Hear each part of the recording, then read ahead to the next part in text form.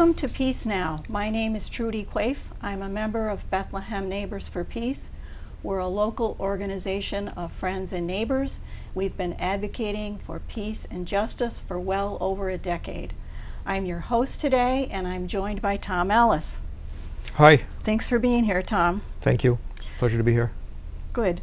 Tom is a well-known local activist, both environmental, peace and justice, many other issues, and he's also a teacher, and it's really a pleasure to have him here today. Thank you. Could we start out, maybe you could tell us about why you decided to become an activist. What was the issue that first got your attention? Hi. The issue that first got my attention was the growing threat of nuclear war between the United States and the Soviet Union.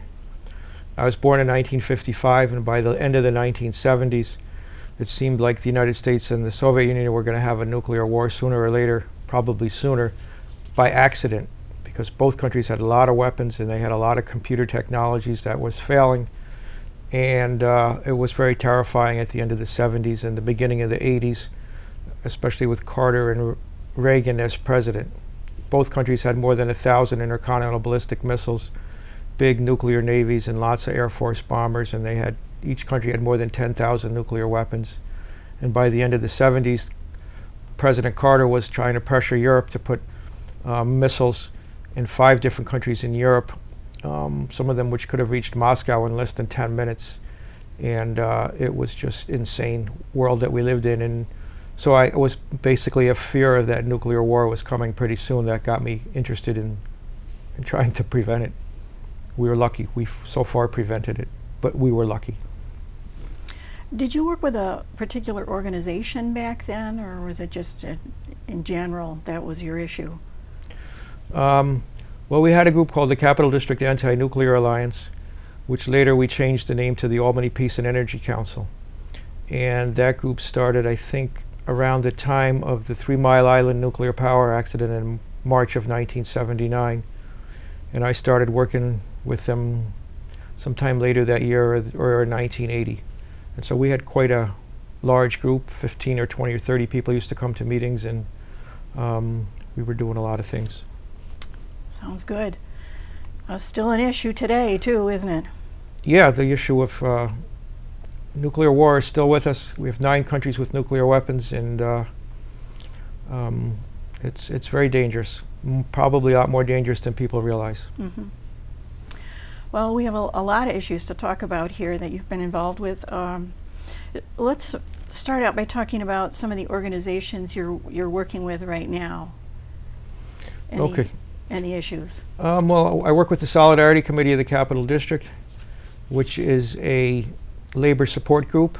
It's been around since 1983, since one of the Greyhound strikes. And I've worked with the group pretty regularly since sometime in the early 1990s. And we have a monthly newsletter, and we help organize a film series, a Martin Luther King Labor Celebration, a May Day event, and a Labor Day event, a Labor Day picnic each year in Cook Park in the village of Colony, and everybody's invited to that. One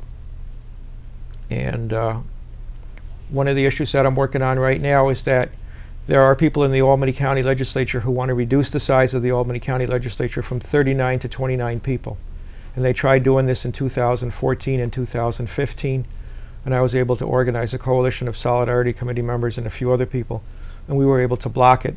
And now it's been proposed again to reduce it from 39 to 33 sometime during the 2020s, and then to, I think, to 29 in the 2030s. And Albany County has 39 people in the legislature.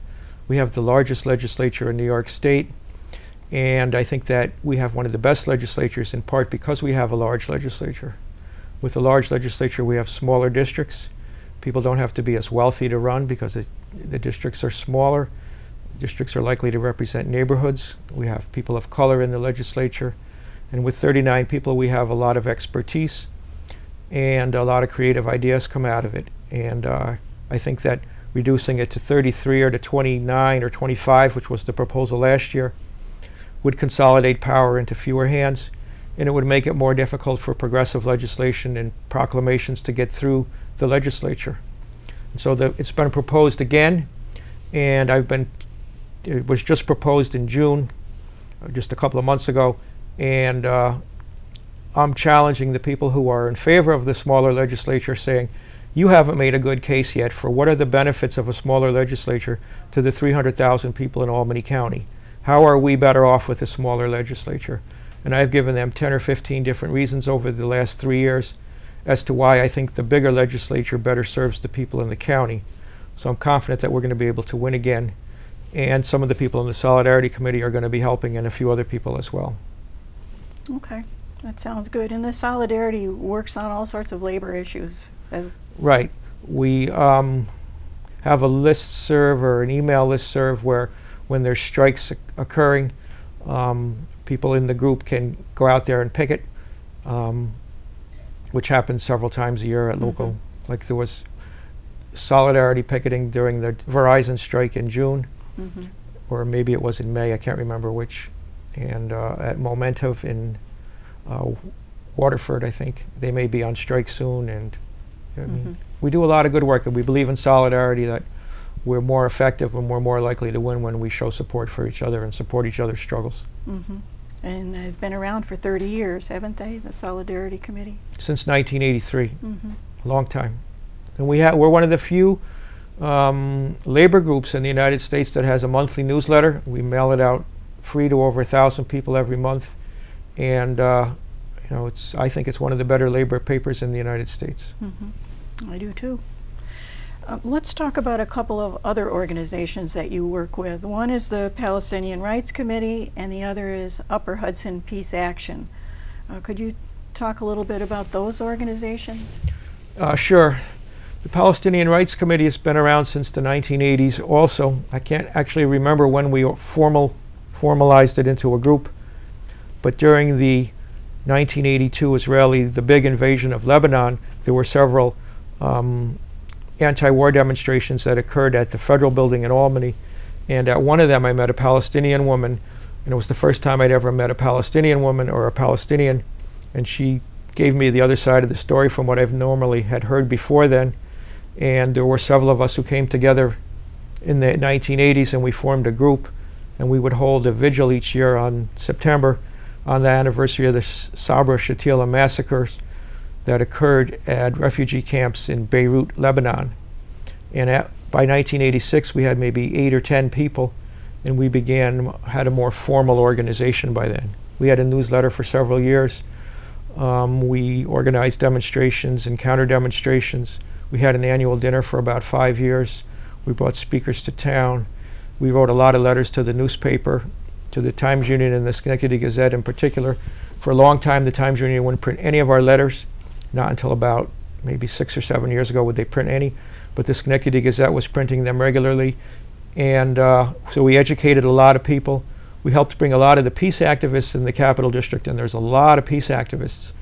And we helped bring a lot of them into a level of comfort supporting Palestinian rights. And you know, we're still around. We changed the name to the Palestinian Rights Committee about 10 years ago. And I'd say probably half the people in our group are Jewish. And you know, we used to believe in a two-state solution, and now most of us think that that's impossible.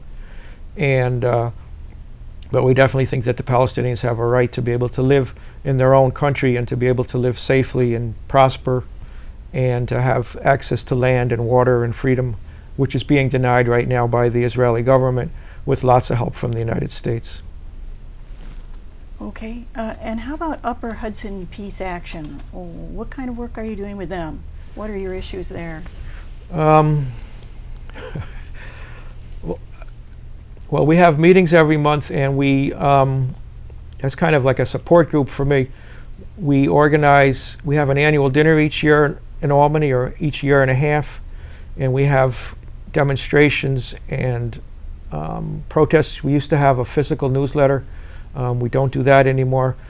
A year ago, when the Iran nuclear agreement was proposed, also called the Joint Comprehensive Plan of Action, it was negotiated by 7 countries. We were very supportive in organizing people in the Capital District in favor of that, even though we didn't think it was a perfect agreement by any means. And the United States Congress refused to block it. So it went into effect, and it's, many people think that it will prevent Iran from building a nuclear weapon if they had any intention of doing so, because there will be such vigorous inspection systems of their country that they probably wouldn't be able to hide it if they were doing it. So that's one activity of the Upper Hudson Peace Action that I'm pretty proud of. All right. One issue that I know you worked on for a long time and did a really wonderful job with is the former NL Industries out in Colony. Right. Could you talk about, I think there's probably people listening that don't even know what that is, or that there was a company that was using depleted uranium in this area. Could you talk about that? Yeah, this is an ongoing project that also started in the 1980s for me. National Lead is a national or international company. I think it's over 100 years old. And they owned a factory at 1130 Central Avenue in Colony, which is just past the border of Albany. If you're coming west on Central Avenue, which is also Route 5, you go under the underpasses where I-90 comes over in the railroad bridge, and you come up that little hill, and on the left is an empty field now of about 11 acres. And the National Lead used to have a factory there. And during the 1960s and 70s and up to 1980, they were using uranium to build different things. And by 1979 and 1980, they were building early versions of armor-piercing projectiles, which are like rockets or missiles that are 1 foot long or 2 feet long. And these things have a uranium tip on the front, and they were used during both of the United States wars in Iraq, and I think they were used when the United States went to war in the former Yugoslavia about 15 years ago. And many countries have these weapons now.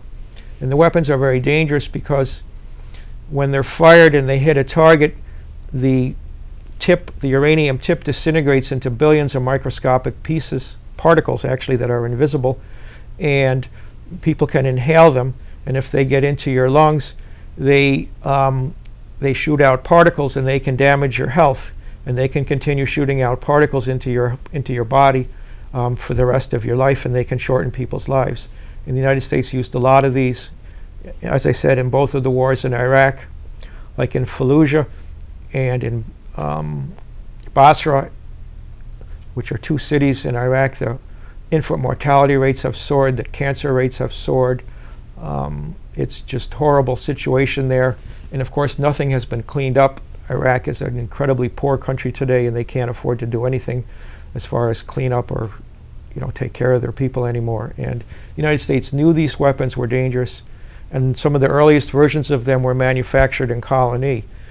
And the factory was shut down in February of 1980 because a few months earlier it had been revealed that they had very high uranium emissions.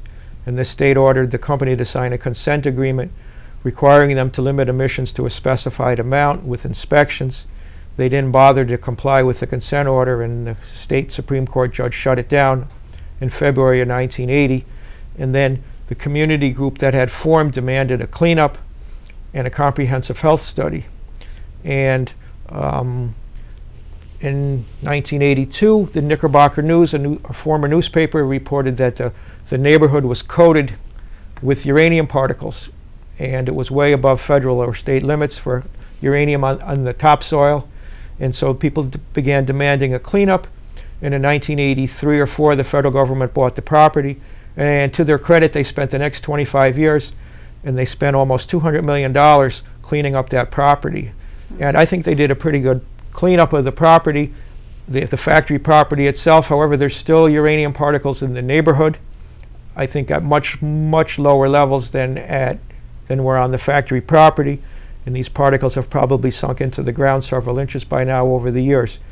Something like 100,000 cubic yards of material were removed from the site. NL had buried radioactive and other materials all over the property. I remember one of the cleanup workers from the federal government said that every time we dug a hole, we found more waste buried there. And so that was a good cleanup, I think, and I'll give the federal government credit for doing it, and for working with the community in a cooperative way for the most part. And our group has also demanded that the state health department offer testing to the former neighbors and the former workers of the National Lead factory. And it took a long time to do that. And about 5 years ago, the State Health Department indicated finally that they were willing to work with us in a serious way. And so they've been doing that. And a few years ago, they took blood samples and urine samples from about 50 or 60 workers and about 40 or 50 former neighbors. And they have tested this equipment at a lab they have underneath the Empire Plaza in Albany. And the results have been given to individuals. And some people had measurable amounts of uranium-238 or uranium-235 in their urine. And so at least now these people know this and they can notify their physicians of this. We don't really know what the health impacts have been locally. When I went door to door over the years, people would say that a lot of people had died in the 1970s and from cancers, but with radioactive materials, it's almost impossible to prove that a particular exposure caused a particular shortened life. And back then we didn't have proof that people had been exposed. We knew that they had because they'd been inhaling these particles, but it wasn't until the tests were actually done, for the neighbors in particular, that we had proof that they had been exposed. Mm-hmm. The company itself did lung scan tests of its workers periodically, and so we knew that a lot of the workers had been exposed because we were able to get a copy of the several copies of the lung scan results. And we were able to work with the workers in the neighborhoods, and this is a good project. We had a volunteer consultant, a geologist from Britain, helped us, and he looked at all of the radiation survey charts that we had compiled, and he determined that he thought about 5 tons of uranium had gone up the stacks and landed in the neighborhood. 5 tons. We had no idea how much it was, but 5 tons is an immense amount of uranium. And it's proof that the federal government wasn't monitoring this property correctly during the 60s and 70s. And I think because there was so much uranium on the ground, that's part of the reason the federal government was eager to get it cleaned up quickly and hopefully correctly, I think correctly. So this is a great project, and I've worked on it for more than 30 years. And you're continuing to work on it. We're still working on it, and you know, it took a long time, but we got the cleanup of the property itself, the National Lead Factory. What we would like to do is to have the federal government come after the NL and force them to pay for the cleanup. That would be nice to hit NL with a $200 million bill. It might get them to think about, well, maybe we shouldn't do this the next time. Yeah. Well, we have somewhere around 10 minutes left. Okay. So shall we move on? Sure. Was there anything else you wanted to mention about NL Industries and what's going on in Colony at this point? No, I could talk about it for hours, yeah. But that's, I think, a good summary of it. Okay. What's your position on nuclear power, and do you think it's safer than fossil fuels? Well, I remember when I was a kid, I used to deliver the Times-Union, and I would read it. And by the mid-1960s, I saw that Governor Rockefeller wanted to build 100 nuclear power plants in New York State. And I was already afraid of nuclear weapons by then, and it seemed that nuclear power wasn't a good idea either, especially with the Soviet Union having missiles that could hit the United States.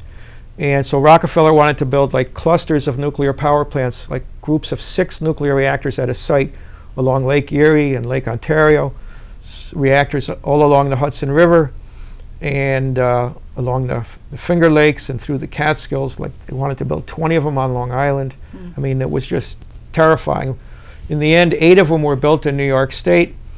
One of them, Shoreham, was shut down before it could really operate commercially. And the first one, Indian Point 1, was shut down in 1974 before I was involved in the issue.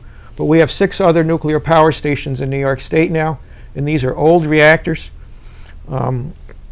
There's 3 of them near Oswego. There's one of them about 15 miles east of Rochester, and there's 2 of them in Westchester County along the Hudson River, 24 miles north of the Bronx and about 35 miles north of Midtown Manhattan. And nearly all of New York City is within 50-mile range of this these two reactors along the Hudson River. The ones along the Hudson River are called Indian Point 2 and 3. The three near Oswego are called 9 Mile 1, 9 Mile 2, and James A. Fitzpatrick. And the one near Rochester is called the Robert E. Guinea plant. So those are the 6 that we have in New York. 2 of these reactors are more than 45 years into their operating lives. That's the 9 Mile 1 and the Guinea. 2 others are more than 40 years into their operating lives, the Fitzpatrick and Indian Point 2. Indian Point 3 is almost 40 years into its operating life, and 9 Mile 2 is almost 30 years into its life since it went on into operation. So these are old reactors, and from 1980 to 1986, each time Niagara Mohawk applied for a rate increase at the Public Service Commission, I would go in there, I would get a copy of their testimony, which would be a couple of pasteboard boxes, and I would read it or skim it, and I would cross-examine the vice presidents of Niagara Mohawk about their nuclear power program. And at that time, they were building 9 Mile Point 2, and 9 Mile Point 2 was, I think it was the most expensive nuclear power plant ever built in the world at the time that it went into operation. The first cost estimate was less than $400 million. By 1980, when I started working against it, it was over $2 billion. By 1981, it was $3 billion, or $3.5 billion. And eventually it went up, I think, to $6 billion, $700 or $800 million to get it up and running.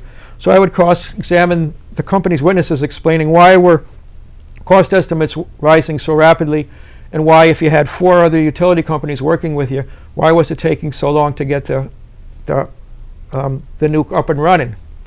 And these were difficult questions for them to answer, and I was asking the same people similar questions each year, so I had developed a history of understanding the project very well. At the same time, Niagara Mohawk's 9 Mile 1 plant, which went into operation in 1969, began having a lot of problems during the 1980s. And it was shut down for 15 months in 1984 and 1985. Then it was shut down for 2.5 years from 1987 to 1990. And so I was making the point that, well, if 9 Mile 1 is only 10 to 15 years old and it's already having major operational problems, then maybe the same thing will happen to 9 Mile 2 10 or 15 years after you get it running, if you ever get it running. And they didn't even want to think about 10 or 15 years after 9 Mile 2 would be running, because they were working strenuously just to try to get the thing operational at that point. So I was raising these long-term types of questions about the cost of it and to some extent the safety of it. The State Public Service Commission doesn't regulate the safety of nuclear power. That's a federal responsibility. That's the way our federal system works. And I was trying to convince the Public Service Commission and Niagara Mohawk that neither its customers nor the company could afford nuclear power, and that nuclear power would wreck Niagara Mohawk sooner or later. I did not succeed. The Commission continued to allow the construction of 9 Mile 2 to occur. It went into operations at the end of 1987. It malfunctioned almost immediately, and they had to shut it down for 6 months. And then they got it working again, I think, in April or so of 1988, which was proof that they had rushed it into operations, I think mostly so they could include the cost of it into the rate base of the utility companies that owned it. So I've been opposed to nuclear power for a long time. It's not just a knee-jerk opposition to it. These are nuclear power stations are the most dangerous piece of equipment that operate anywhere in the world other than nuclear weapons. Mm-hmm. A nuclear power plant like at Indian Point, let's say 35 miles north of Manhattan, 2 reactors there, big reactors, old reactors. If one of them was to have a large or a prolonged radiation release, not even a meltdown, but a large release of radiation, it could coat Westchester County and New York City and Western Connecticut with a layer of radiation that would require everybody to move suddenly and quickly. It would be like, you have to be out of here in an hour, go. That type of a situation. And you'd have millions of nuclear refugees, and these people would never be able to come back home because the area would be contaminated for hundreds of years. We got 3 minutes. 3 minutes. And I think it's insane to take risks like that. Why would you operate a machine that could force the evacuation of a city the size of New York City in a flash. You know, we don't need nuclear power, electricity so desperately that we should take risks like that. And with the 4 reactors along the shore of Lake Ontario that we have upstate, obviously there's way fewer people living downwind of those, but still, I mean, we could lose Syracuse or Utica or Rome or Oswego or even Rochester if one of those reactors sustained a serious radiation release. And it just doesn't make sense to me to risk it. And each of these reactors only has about 500 jobs. It's not like there's a lot of people working there. And if we shut them down, probably half the people would still be working there because you'd have to guard it and you'd have to maintain it in a safe manner just so that the machines don't break down and release a lot of radiation. So there'd be a few hundred jobs that would be lost. And the state could easily, and should have a long time ago, developed like a nuclear station closure plan to find some way to reintegrate these people into the labor force so that they would get maybe several years of paid income, and they could get new job training, and they just wouldn't be thrown away, which is what is likely to happen, I think. So I've always been in favor of shutting down nuclear power stations. And I just want to add quickly here that 2 days ago on August 1st, the New York State Public Service Commission held a meeting in Albany that I attended, and they approved up to $7.5 billion in nuclear power subsidies that all of us in New York State are going to have to pay over the next 12 years to keep these 4 old reactors in upstate New York operating. And this will lead to like a several % increase in our electric rates. And basically it's a nuclear bailout of 9 Mile 1, 9 Mile 2, Fitzpatrick, and Gunay. And the companies that own them are complaining, well, with natural gas prices so low now, we're losing money on these reactors and we're going to shut them down because they're not economical anymore. And my view is shut them down, you know, and let's spend a lot of money building like offshore wind power, solar power, ground source geothermal, energy efficiency and conservation. If we did a crash program, we could replace these reactors very quickly, I think. Thank you very much, Tom. Great job, and we could go on for another hour, so we'll have to have you back on the show in the future. Thank you so much for being with us here today. We've learned an awful lot about a lot of different things. Thank you all for joining us, and please join us for future shows where we'll be talking about the cost of war and the possibility for nuclear war. Thank you. Thank you. My pleasure.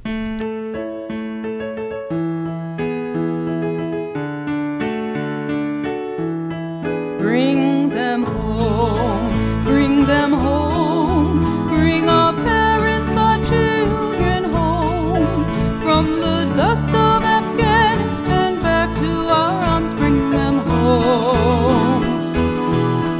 Bring them home, bring them home, bring our sons and our daughters home, from the ghettos of Baghdad back to our